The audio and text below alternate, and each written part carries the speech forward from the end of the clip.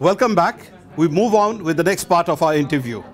All right, ma'am. Now the next question, if I can ask you, is what is the status of the proposed project to connect by road India's Manipur and Mysore town in in your country?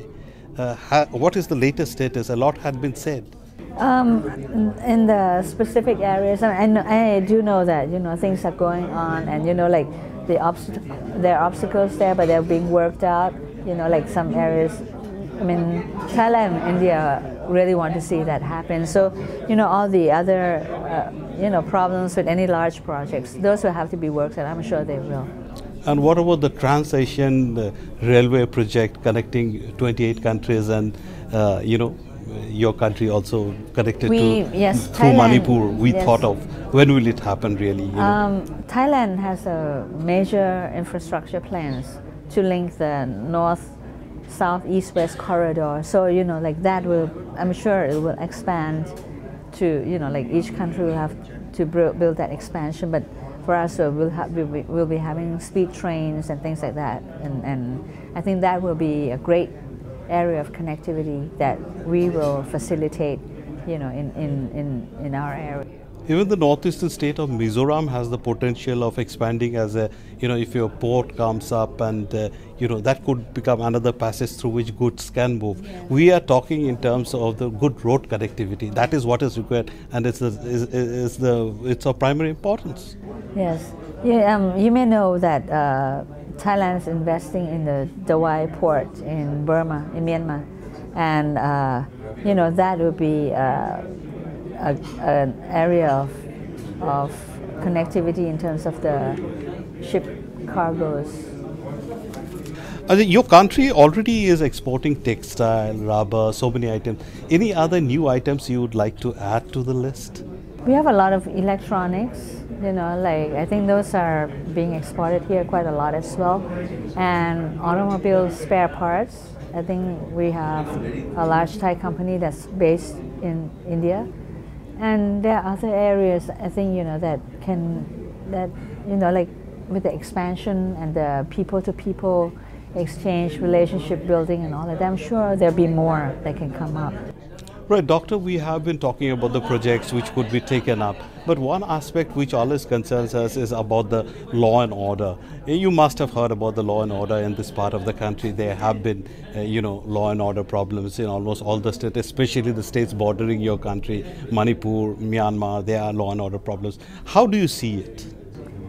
I think those problems are decreasing, and I'm sure as development comes, as people are given opportunities to, better their livelihoods and have, improve on their education and their work and their business and all like that, the problems will decrease once those opportunities come up.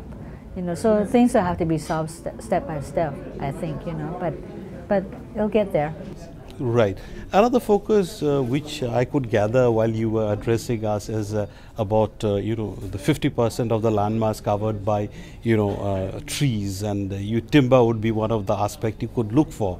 But again, here we have unique land tenure system. System is altogether different from state to state. Well, and of course, there is also a Supreme Court ban on felling of the trees. How do you see it in that perspective? I wasn't actually looking at the timber part. It was just like just saying that you have 50% covered by trees, which is good, natural and green and scenic, more in that area of the natural environment, not so much of felling trees or timber. Right. So that could be seen from the point of view of tourism, perhaps, to attract more tourists. Yes. Right. Doctor, I would like to ask you one very specific question, which I thought I would ask you earlier also, is that the ethnic similarity between this region and Thailand is always there.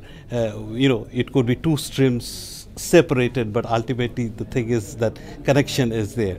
But if you see the pace of development and the relationship between Thailand and India's northeast as far as business is concerned has not yet really happened the way it should have happened. We have been hearing it for so many years. What's your take on that, Doctor?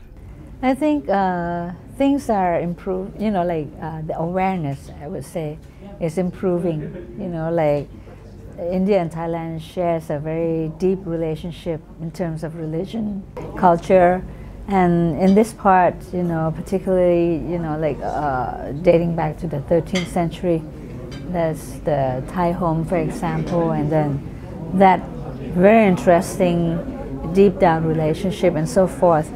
And I think with the awareness and the exchange that's been taking place over the past few years, I think there are more and more happening, things that I think both sides are more, working together more and more. You have been traveling all over. You have been to Meghalaya. You were in Assam today. You'd be going to Manipur. One single thing that struck you the most? I mean, what did you like the best? You have been meeting the top officials, people. What did really strike your mind the most? Well, I think the leadership is very active, and also, they want to see things happen. Very visionary. I think that's a very good sign that things can happen. And from what I've seen when I travel, there's a lot of room for growth, a lot of opportunity that can take place, things that can happen with the right cooperation and joint ventures and people taking projects forward. And of course, the development of Guwahati actually impressed me a lot, because this is the first time that I've seen the city, and the city is very, very well developed. Dr. Nalinee, thank you very much for sparing your valuable time and talking to us today, and exclusively giving time to Prime News. Thank you very much, and have a wonderful evening. Thank you very much.